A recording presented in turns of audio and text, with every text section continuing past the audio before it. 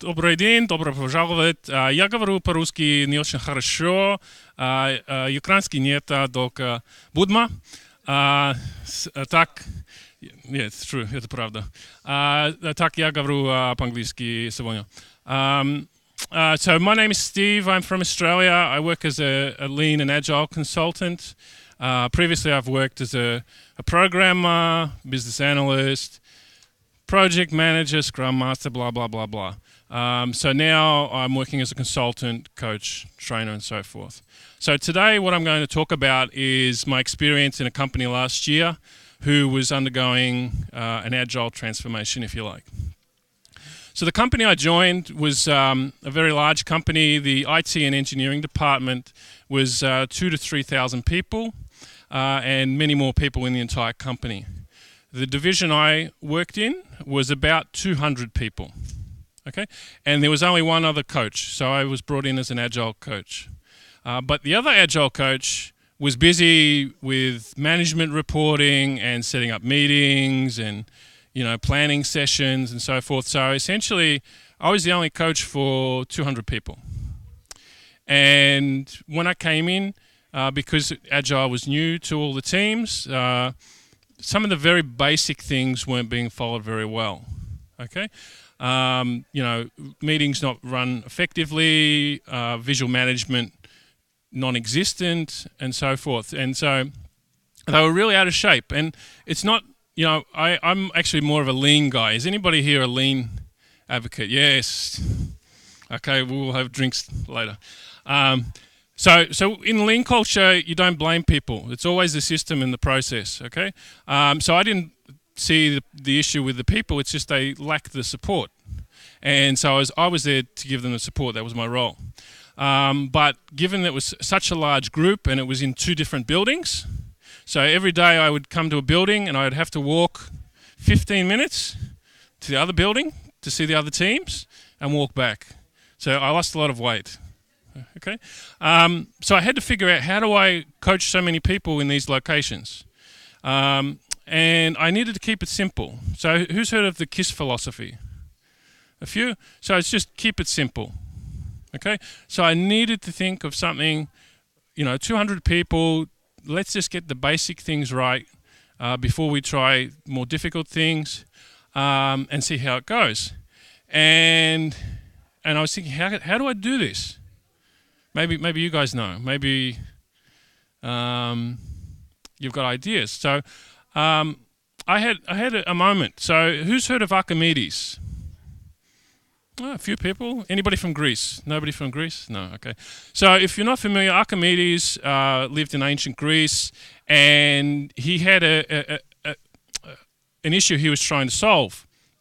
And he was sitting in his bath one day, and it just came to him, the solution to his problem. And he was so excited that he solved the problem, he ran out in the street and he was naked and he was shouting, "Eureka! Eureka! Eureka!" Yeah? And while I do this, you have to imagine I'm a Greek man naked, okay? Okay, and it was the same with me. As I was just in the bathroom and I was just brushing my teeth, and it came to me, just like that. And it's really important when you looking for creative solutions is you actually give your time some space. So it's not always thinking, always working. With music, is that what actually triggers the brain more is the pauses, the rest when it's silent, not the actual music. So always, you know, give yourself space to be creative. And so the idea of Scrum Olympics was born. Okay, and the basis of this was from a conversation that I had with a man named Norman Bodek. So has anybody heard of Norman Bodek before? No? Okay, so I recommend everybody in this room check out Norman Bodek. So we've got some people who are lean people. Norman Bodek is the man that took lean from Japan and brought it to the West. So before Norman, it was only in Japan. He went to Japan, he discovered many of the great thinkers. He was Taiichi Ohno's publisher. He published books of Shigeo Shingo. He established the Shingo Prize, and he's led maybe 50 or 60 study missions to Japan. And so the last study mission I traveled with him, I was in the Imperial Hotel in Tokyo, and we were having breakfast together. And he was telling me that the pastry chefs in the hotel would get together once a month and have a competition. And they would work out who is the best pastry chef in all of the hotel.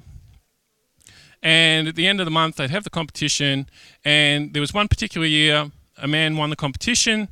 Then there was a competition in Tokyo. He won that. He won a competition in all of Japan. Then he went to France and he won it there. Okay? And so the idea of competition in other industries is not uncommon. If you work in the manufacturing sector, there are lots of different companies who do this type of thing. And there's an organization you can look at skills.org to see the types of things that they do. But you know, when we're working in agile communities or agile circles, everybody's like collaboration, yeah? It's like, yeah, I'm agile, give me a hug. You know, it's all about the love. And we think, you know, competition? Store? What? That's the complete opposite, but it's not, and I'll explain why.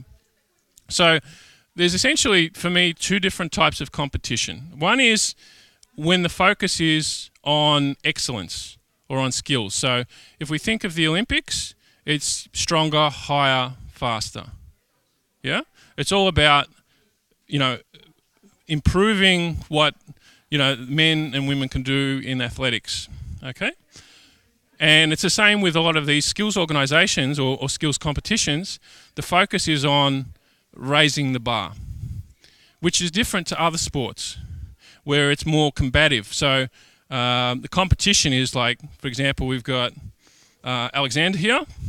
You know, if we're wrestling, it's all about pushing him down. Yeah? And so combative competition is very different and is very toxic. So obviously we don't want that type of competition in the workplace. One of the key things, or one of the key motivations for me to do this was I wanted to lift morale in the company because a lot of the people weren't very happy. And there wasn't a lot of acknowledgement for the work that they were doing. Okay? So it's really important when you think about competition in the workplace is the effect that it's going to have on people. One thing you'll definitely see with competition is it pulls people further. So, for example, when I was in Japan 2 years ago, I visited a company called Kojima who produce plastic parts for the automotive industry. And in 2014, they produced 7 million parts. Yeah? Guess how many defects they had? 7 million. Yeah. 2 defects. My jaw was like that. So you think, you know, you're good, and then you see the world's best, and it's like, no, I have to improve my game. You know, it's another step up.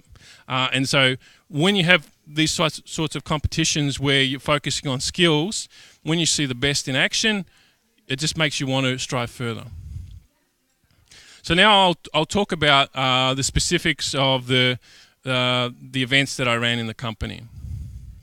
So there were 3 main focal points that I wanted to focus on. So if you think of the Olympic Games, we have different events. You know, we might have running, swimming, cycling, and so forth. So one of the events that I created was around stand-ups, because believe it or not, there was one team that was regularly having 45-minute stand-ups. You know, it's like a, you know, fairy tale, skazka, you know. It's like saying, yeah, Baba Yaga is our lead developer. You wouldn't believe me, you know, but it was happening, seriously. So I wanted to improve the efficiency and effectiveness of stand-ups. Another focus was on data quality. Does anybody know what this is?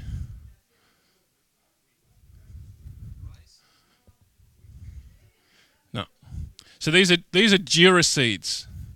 And I don't know about you, but every time I hear the word Jira, this picture comes to mind. Okay? So I'm from Australia, but I have nothing to do with Atlassian, and yeah. But data quality is really important because if you're looking to improve, you want to make decisions based on quantitative information. You want to make decisions made on data, not, oh, I think, we'll do this and it'll improve, is that you can measure your improvement. And the last focal point for the competitions was around the physical walls. So all the teams were using digital walls, using Jira, but we're not really using visual management very well. And from my experience is that you get a lot more value out of physical walls than you do out of digital walls. And it's one of the key advantages for physical walls is that people are all different, okay? And we all learn differently and communicate differently. But the three main ways that we learn are through visual, oral, and kinesthetic, okay? So with a physical wall, you can see it, you have conversations, and you can touch it, and you can pick things up. So it doesn't matter the type of person you are, it works for you. Whereas if you just use a digital wall, it doesn't work for everybody. So I ran 2 different competitions just because we had team walls and we also had a program wall. Okay, so now I'll talk about some of the thinking of why I thought this would be a good idea. Who likes going to the dentist? Anybody? Oh, yeah. I love it. It's a hobby. Yeah. Nobody? Oh, well, I'm not sure about dentists in Ukraine, but whenever I go to a dentist in Australia, they always give me the same advice. Brush your teeth every day, floss, yeah, and have a checkup every 6 months. Never changes. Like the last 20 years, every dentist I go to, they say the same thing, okay? Hygiene is really important. Just getting the basics done every day. If you think about great cars, Ferrari, Lamborghini, Porsche, Tesla, yeah? These great cars, what happens if you don't put engine oil in the car or coolant? It breaks down, okay? Same with our organizations. If we don't get the basic things right, our organization will collapse as well. Has anybody heard of Gaishido? No? Okay. It sounds Japanese, but it's not, okay? So Gaishido was created by 2 American guys, and it was really just focused on productivity. And one of the phrases that they use is boring consistency. And this is, again, when I talk about lean, is that it's the boring consistency, it's the discipline that creates success. So again, what I wanted to do with the competitions was just to introduce the concept of having that discipline of doing the same thing every day. Okay.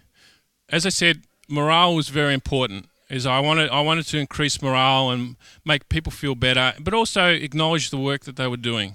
Because there were some teams, like operations teams, that were like, hidden in the dark cave and nobody would ever see them, And if you're living in that dark cave, it doesn't feel that great because you're doing all this work and there's no acknowledgement, okay? So this was also an opportunity for me to praise everybody for all the great work that they were doing to make them feel better. Visibility is really important. You don't know what good or bad looks like unless you see it. It's like the example I gave of the company in Japan, is that, I thought good was here. When I visited the company, good was here. Okay? So by having this competition is that we could see what other teams were doing, and so the teams that were maybe not doing so well would understand, okay, they could improve. And also one thing that is often talked about in Lean is standards. And it may not translate that well here, but in Australia, when we talk about standards, most people, when they think of the term standards, they think of all of this. They think, okay, we must all be doing the same thing, okay? And we must follow the process, and we're locked in, and we can't think because we're following the process, yeah? But that's not what standards are about. Standards are about saying, if we have to do this task, this is the best way we can do it. Now, does that mean the best way never changes? Of course not. It always changes. So we use standards to say, okay, whether it's to run a meeting, to manage the code base, whatever it is, a standard is to say, this is the best way to do this work. And it's always changing. Okay? So now, with the games. Okay, so the teams were running Scrum in 2 weeks. So we ran the events over the course of one sprint. Okay, with the competitions related to stand-ups and for the data quality, what I did is I created checklists. And it was just simple things. So I'm not sure if you can read this, but for example, for stand-ups, it was things like, did we actually have the stand-up today? What time did we start? What time did we finish? Was everybody there? Did we reschedule it? Was the product owner there? Very basic stuff, because we just wanted to get the hygiene right.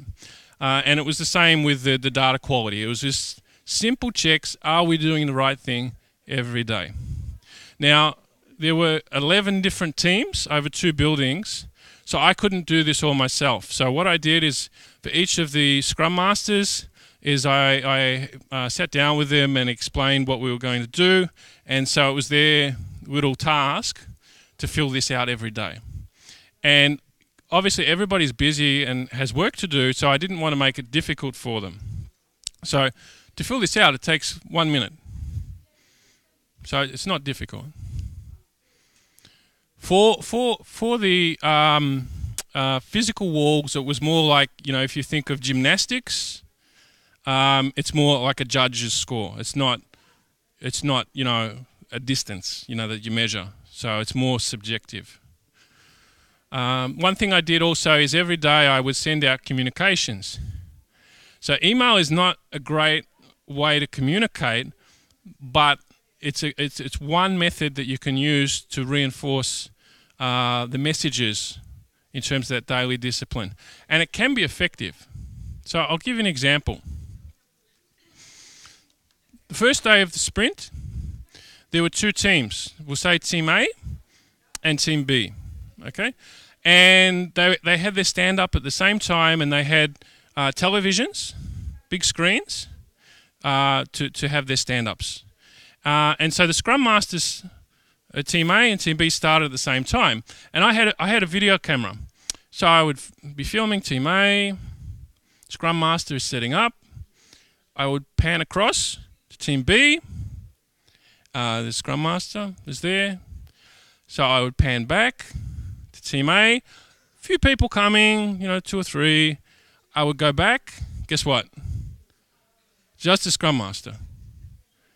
Go back to Team A. Yeah, there's a few more people. Team B. What do you think? Just the Scrum Master. That's right. And so the whole team for Team A started their stand-up. Team B, still just a Scrum Master. Obviously, there was a guy in Team B who clicked on the video in the email. Okay? And he saw it.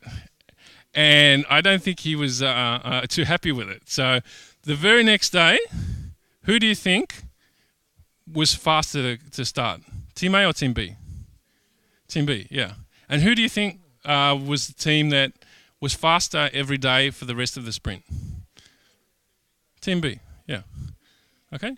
Because, I didn't have to say anything. I was just showing them to them.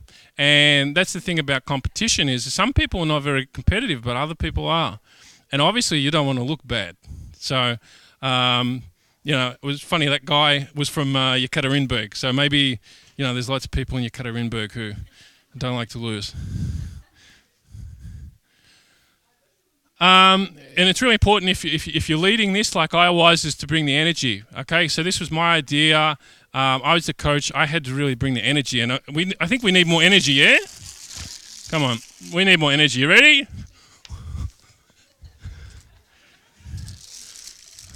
Okay, and this side. There we go.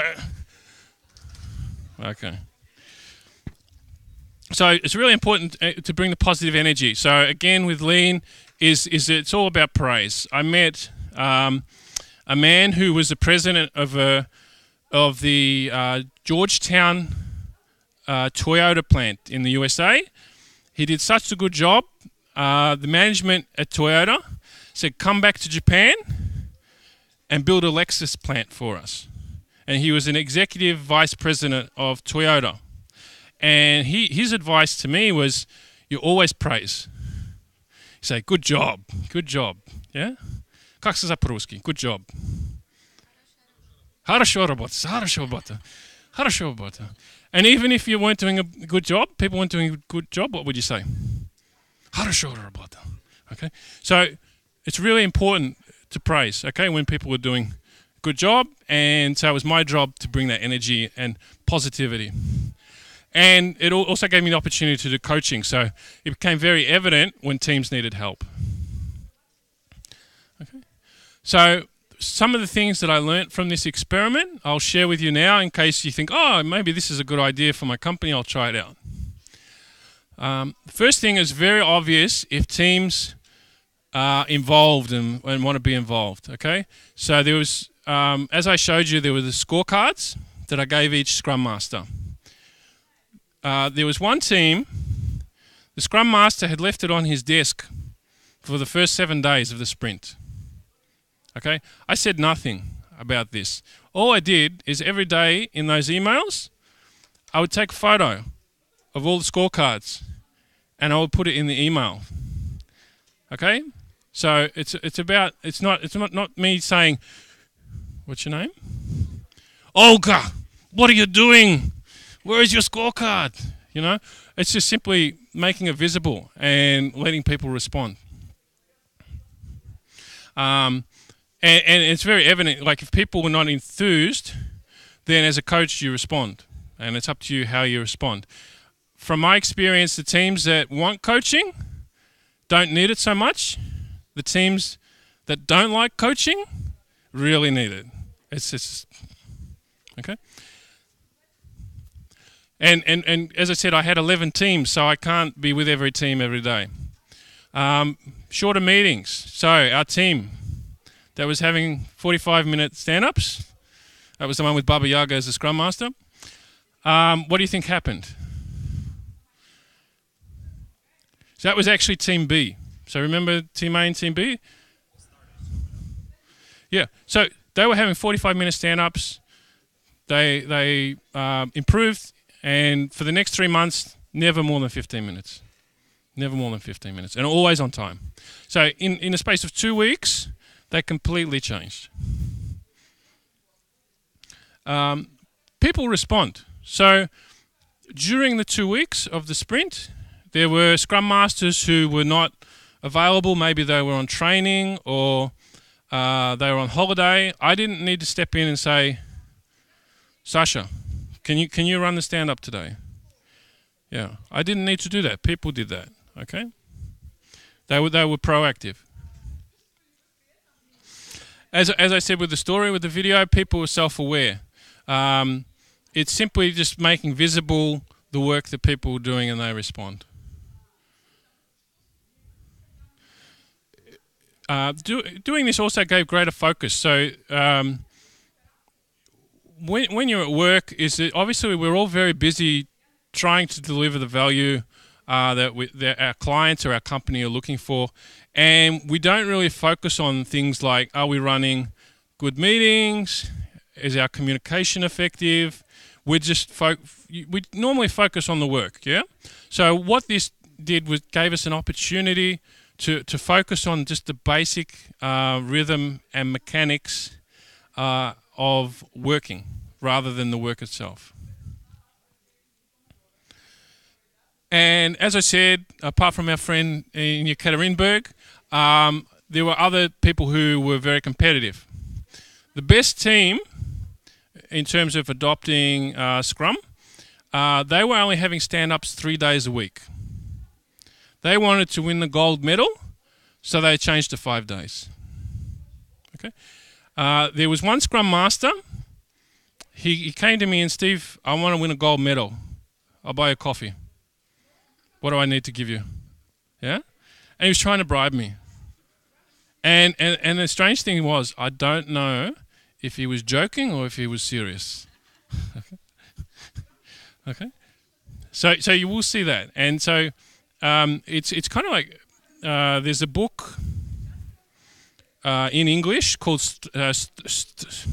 Strengths Finder 2.0.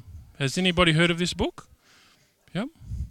So we all have different characteristics, and depending on how we use them, they can be positive and negative. So people who are competitive can use that personality trait in a good way or a bad way. So we always look at how can we use that as a positive way.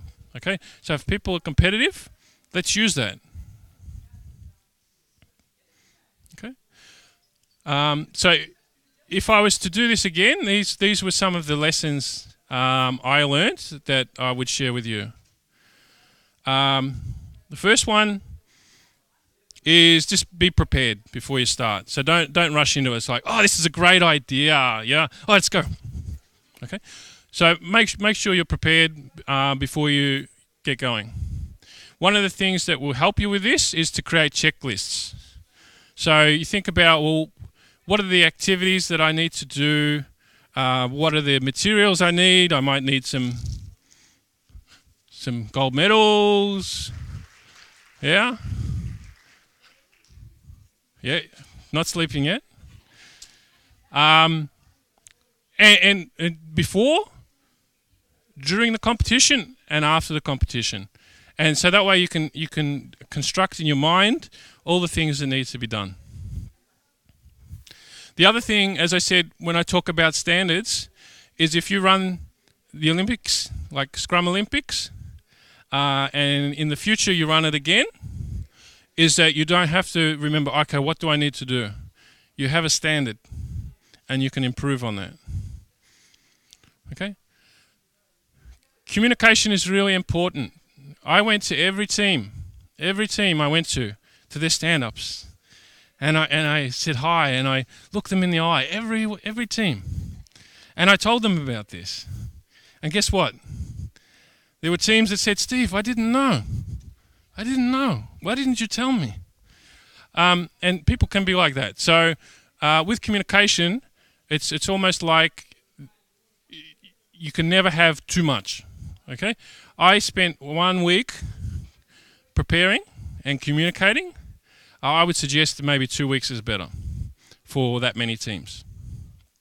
Okay? Because some people, even though I was there with them, it's like, well, you're not listening. But as I said, with Lean, I'm not blaming the people.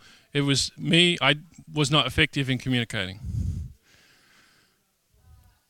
It becomes very clear which teams need help. So as a coach, I can step in and I can take action as required. Okay.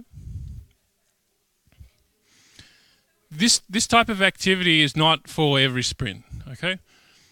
If you think of the Olympic Games, it's every 4 years, or the World Cup. It's every 4 years. So this is something that you bring in for a particular need. So it's like if you have a particular problem that you need to solve, and this is appropriate, you do it. And hopefully you improve, and maybe you'll do it again in the future, okay? But it's not like, okay, this is part of our daily work every sprint. It should be, a special treat. I ran 4 events. I think it was too many, okay? I'd suggest the best thing to do is maybe 2 or 3 events, okay? Because you want to keep it simple.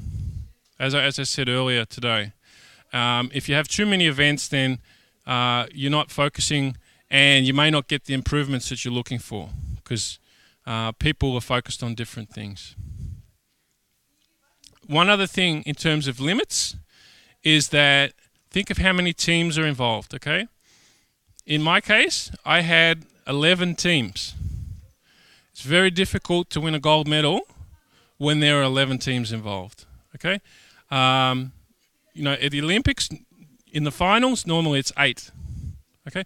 So if you're to run something like this, think about how many teams. So I would say 5 or 6 teams is a good number.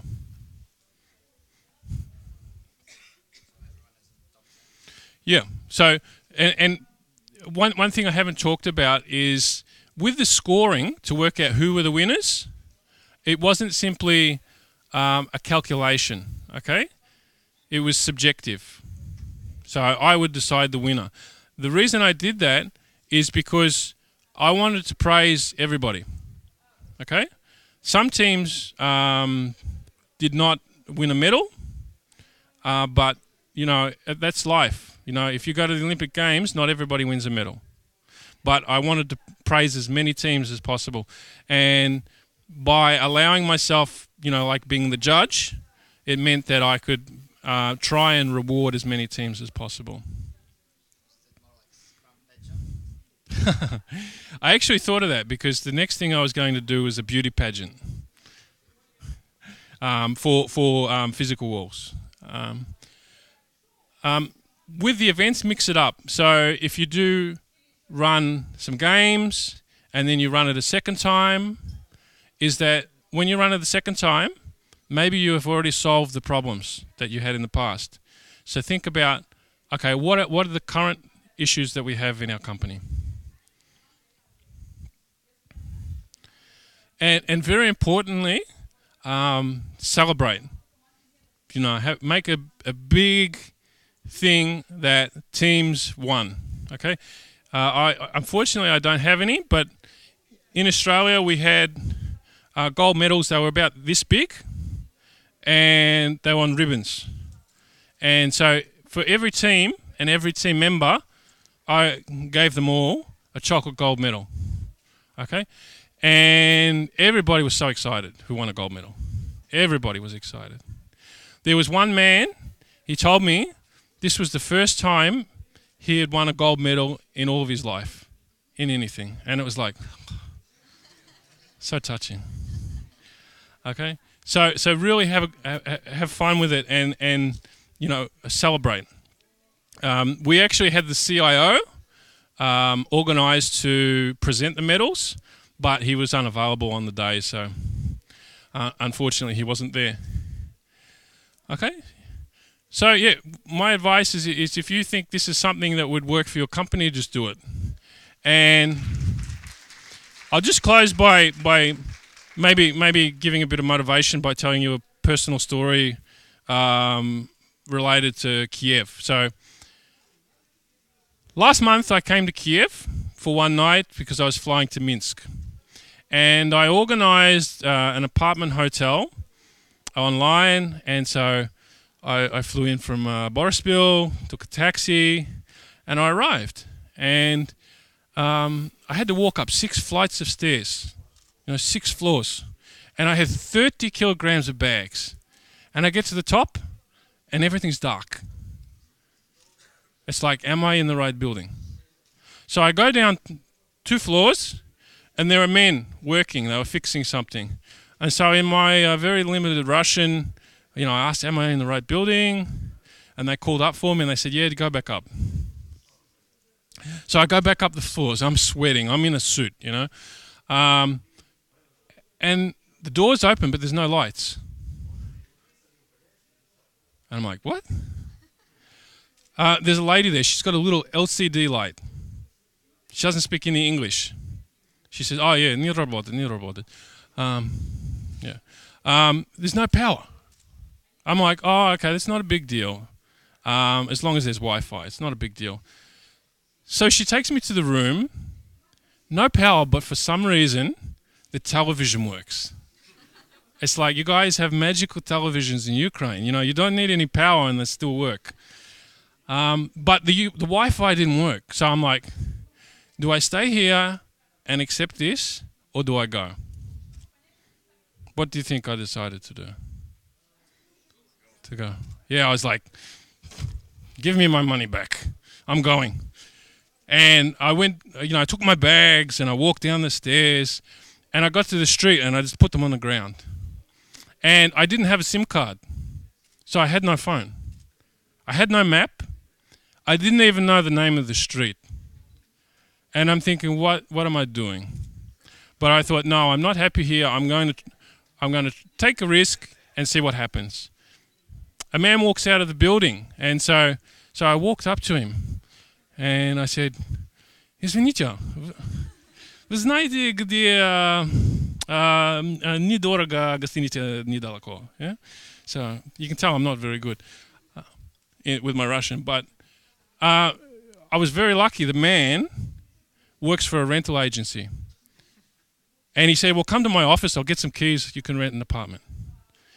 And the apartment was cheaper, in a better location, and much bigger. And it had Wi-Fi. Okay? And I'm staying at the same apartment now. Okay? So for me, that was a lesson is you can accept a bad situation, but don't complain about it. If you're not going to try something or experiment, that's your choice. Okay, so something like this might seem a little crazy to do at your work. If you don't want to take a risk, that's okay, but accept what you have and don't complain. Okay. So, это все.